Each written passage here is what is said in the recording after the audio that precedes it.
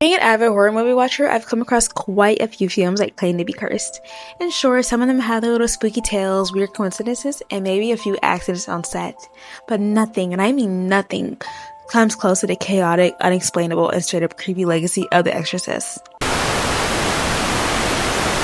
Today, we're diving headfirst into one of the most haunted productions in cinema history. But be warned, once you hear the full story, you might not look at this movie the same way ever again. And if your light starts flickering while you're listening, I'm not responsible for that. You've been warned. So, let's set the scene. The Exorcist, directed by William Friedkin and released in 1973, was groundbreaking in horror. It wasn't just another jump scare fest. It was raw, disturbing, and very loosely based on a true exorcism case from 1949 involving a boy known by Roland Doe. This film took that inspiration and reimagined it into the story of Regan McNeil, a sweet, innocent 12-year-old girl who slowly becomes possessed by something far from innocent. At first, her mother Chris, played by Ellen, thinks it's just some kind of medical condition. Reagan is acting strangely, levitating, speaking in tongues, violently thrashing around, but when every doctor fails to provide answers, she turns to a priest. And with the permission from the Catholic Church, two priests, Father Carras and Father Marin, conduct a full-blown exorcism to save Regan's soul. But here's where things get creepy. Off camera. While the film was trying to capture the supernatural on screen, it seems like something supernatural might have been messing with the production itself. The first major incident happened early during filming. A massive fire broke out and destroyed the entire set of the McNeil house. And when I say the entire set, I mean everything burned. Except for one room. Regan's room.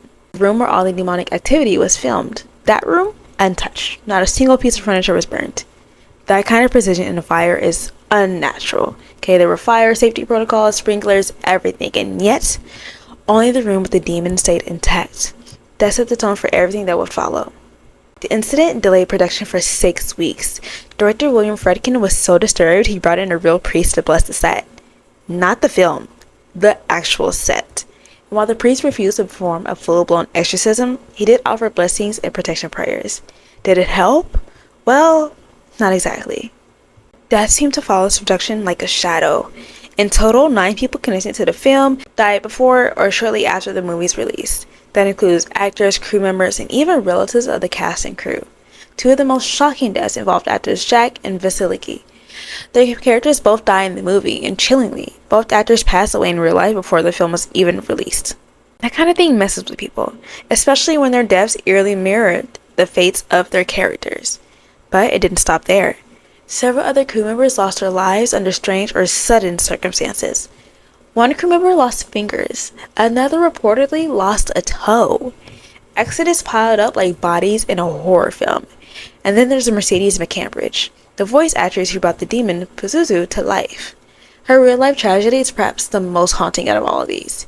Years after the film's release, her own father murdered his wife and Mercedes before turning the gun on himself. It was labeled a murder-suicide, and while it's not directly connected to the movie, it's hard to ignore in the long list of eerie events surrounding this film. And here's the fact that sounds like it came out of a horror novel. Paul Bateson, who appears briefly in The Exorcist as a radiology technician during one of Regan's hospital scenes, was later convicted of murdering film critic Addison Farrell. He was also suspected in a string of grisly unsolved murders targeting gay men in New York City during the late 70s. Though never convicted for the other murders, Bateson was believed by some law enforcement officials to be the man behind the infamous bag murders, which inspired Cruising, another film directed by Friedkin. So yes, an actual killer was casually acting in one of the most disturbing films ever made. When The Exorcist premiered in Rome, the city was already buzzing with rumors of the film's cursed energy. And get this. The movie was screened in a theater located between 2 ancient churches. Seems like someone was tempting fate there. On the night of the premiere, a massive storm hit the city. Thunder, lightning, the whole works. But the most shocking part here, lightning struck a 400-year-old cross on one of the nearby churches, causing it to fall into the plaza right in front of the theater. People saw this as an omen, like the film itself had summoned something. Now, people say The Exorcist sounds too real. It's because some of it was.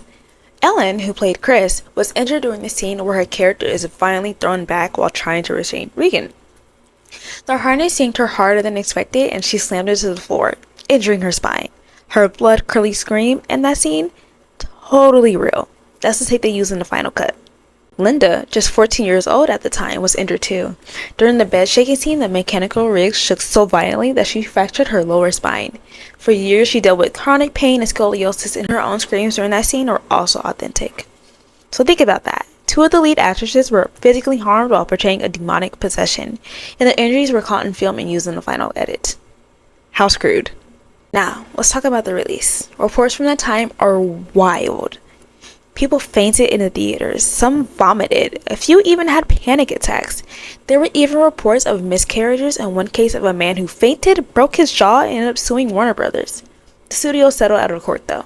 Warner Brothers even started handing out Exorcist barf bags at screenings. You can still find photos of them online. College students, who were often thrill seekers looking for their next big scare, reportedly left the theaters shaken and disturbed. Some even said they couldn't sleep for days after watching the film. Others claimed they felt something follow them home. Whether it was psychological suggestion or something else, that energy obviously lingered. Today, The Exorcist is still regarded as one of the scariest and most cursed films ever made.